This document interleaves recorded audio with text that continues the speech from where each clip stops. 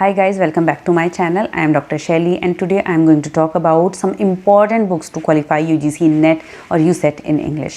तो जितने भी यहाँ पे इंग्लिश लिटरेचर के स्टूडेंट्स हैं उन सब के लिए मैं ये जो वीडियो लेके आई हूँ इसमें मैं इंपॉर्टेंट बुक्स के बारे में बात करूँगी, क्योंकि जब मैंने अपनी UGC NET के लिए पढ़ाई शुरू की थी तो मैं आपको अपना एक्सपीरियंस बताती हूँ। मैंने मार्केट में जितनी भी गाइड बुक्स अवेलेबल थी ना, सबसे पहले तो वो ख़रीद ली थी और उसके बाद मैंने कई सारी और बुक्स भी ख़रीदी थी and I was not able to read all those books. और साथ ही कुछ टाइम पढ़ने के बाद मुझे ये चीज़ समझ में आ गई थी कि ये गाइड बुक्स से तो कुछ नहीं होने वाला है and I bought some really good books, जिनके बारे में आज मैं आपको बताने वाली हूँ कि कौन कौन सी बुक्स आपके लिए इंपॉर्टेंट हैं, सो that you don't have two by all those books like me.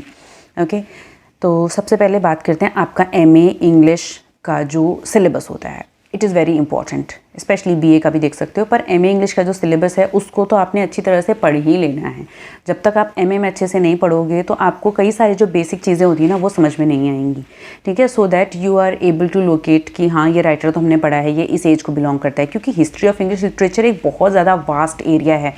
You have to have some knowledge before reading really tough books. Okay, now to start with the very first book, ये दो book हैं volume 1 and 2 David Daiches की, a critical history of English literature volume 1, जिसमें beginning से Milton तक, and then second है the restoration to the present day. तो इन बुक्स में आपको वो हर इम्पॉर्टेंट राइटर मिलेगा जो इंग्लिश लिटरेचर में और जो आपके UGC नेट में पूछा जाता है। हिस्ट्री ऑफ इंग्लिश लिटरेचर से रिलेटेड इसमें आपको सब कुछ मिलेगा और क्रिटिसिज्म का इसमें आपको नहीं मिलेगा, but you are only going to read about the chronology of all the events and all the writers, ठीक है। तो इसलिए ये बुक बहुत ज़्यादा इंपॉर्टेंट है। But some of you have asked me to tell you कि इस बुक को एक्चुअली में पढ़ें कैसे, क्योंकि ये बुक बहुत ज़्यादा डिफ़िकल्ट है। जब मैंने पढ़ा था मुझे भी ये बुक बहुत ज़्यादा डिफ़िकल्ट लगी थी, to be very honest with you. तो इसके लिए क्या टिप और ट्रिक मैं आपको दे सकती हूँ।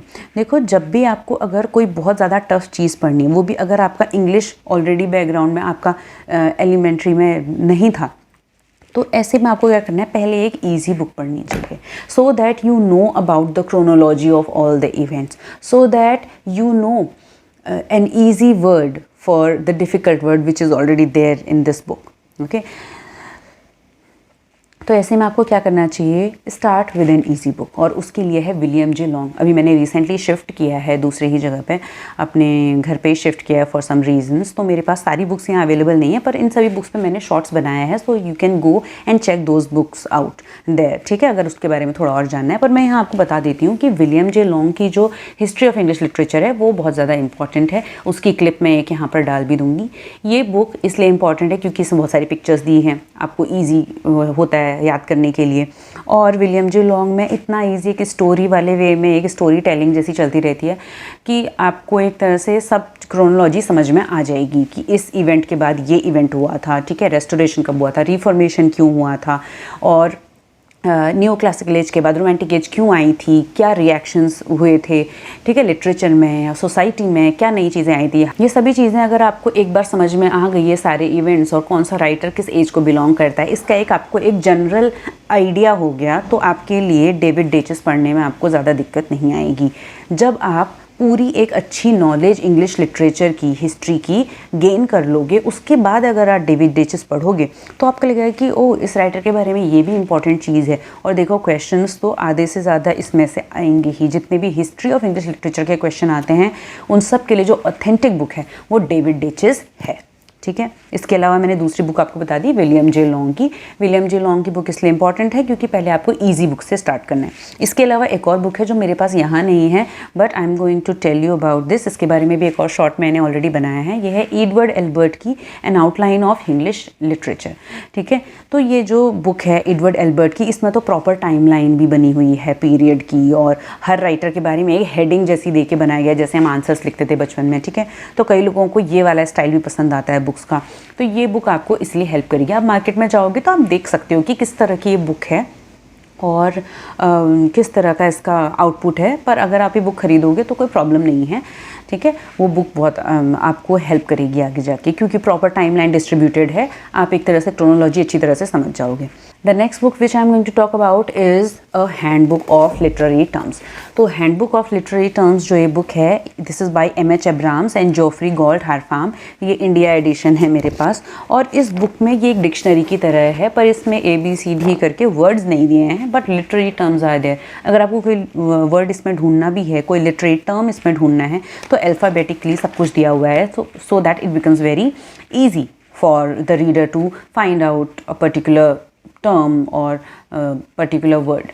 ये बुक अगर आपने अच्छी तरह से पढ़ ली, प्रॉपर हाईलाइट करो उसको, ठीक है, अंडरलाइन करो, नोट्स बनाओ, हर दिन एटलीस्ट 10 लिटरेरी टर्म्स पढ़ो, या 12 या 20 ऐसे करके कुछ एक नंबर बना लो, ठीक है, और रोज़ उनको रिवाइज़ भी करो, नेक्स्ट डे उनको रिवाइज़ करो। और इस तरह से इस पूरी बुक को अगर आपने 8-10 बार भी पढ़ लिया ना, 8-10 बार बहुत ज़्यादा नहीं है, ठीक है, 8-10 बार भी पढ़ोगे अगर इसे, तब जाके आपका UGC नेट का काफ़ी सारा इम्पॉर्टेंट जो मटेरियल है वो आपका कवर हो जाएगा। So I would definitely recommend you to buy this book and read this book. इस बुक को आप ऑनलाइन मत पढ़ो, ठीक है, और ना ही इस बुक को आप किसी से बोरो करो, जस्ट बाय दिस बुक। ये बुक बहुत ज़्यादा महंगी भी नहीं है, लिटरेरी टर्म्स वाली, M.H. एब्राम्स वाली। इस बुक को तो आपने ख़रीद ही लेना है।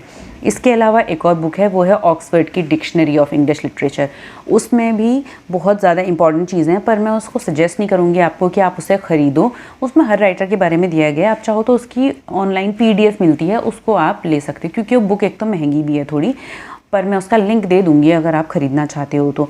वो बुक भी बहुत ज़्यादा ऑथेंटिक है। All these books which I have talked about here are very authentic and very good and they are going to give you very correct information। तो अगर आप इंग्लिश में UGC नेट क्वालिफाई करना चाहते हैं या सेट क्वालिफाई करना चाहते हैं, then I would definitely recommend you to buy all these books which I have told you about। ये बुक और थी रूटलेज की, उस पर भी मैंने एक शॉर्ट वीडियो बनाया है, उसको तो मैं यहाँ पे लिंक कर दूँगी आई बटन पे, तो वो आप देख लीजिएगा।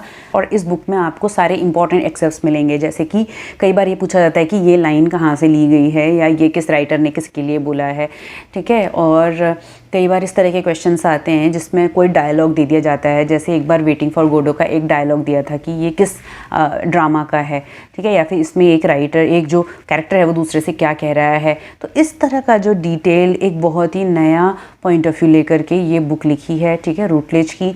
तो ये बुक भी आप खरीद सकते हो, बट मैं सजेस्ट करूँगी कि इस बुक को एक बार आप ऑनलाइन देख लो, इसकी PDF, then you should buy this book. पर हाँ, ये बुक आपको अगर आप रखते हो तो आपको समझ में आएगा कि क्यों मैंने बोली है, क्योंकि इसमें बहुत सारे डायलॉग्स भी दिए हैं और काफ़ी सारी इंपॉर्टेंट चीज़ें हैं। तो अगर आप एक ही हिस्ट्री ऑफ इंग्लिश लिटरेचर को अलग अलग बुक से पढ़ोगे तो थिंग्स आपकी रिवाइज होती जाएंगी, इवेंट्स बार बार रिवाइज होंगे कि हाँ इसमें ये भी है, ये भी है। और कई बार होता है कि एक बुक में कोई चीज़ छूट जाती है तो आपको दूसरे में मिल जाती है, और हो सकता है किसी बुक की लैंग्वेज ईजी होती है तो वो भी आपको मिल जाती है। आप चाहो तो ये सारी बुक्स खरीद सकते हो, क्योंकि ये सारी बुक्स मैंने बहुत ज़्यादा नहीं बताई हैं, 4 या 5 बुक्स बताई हैं।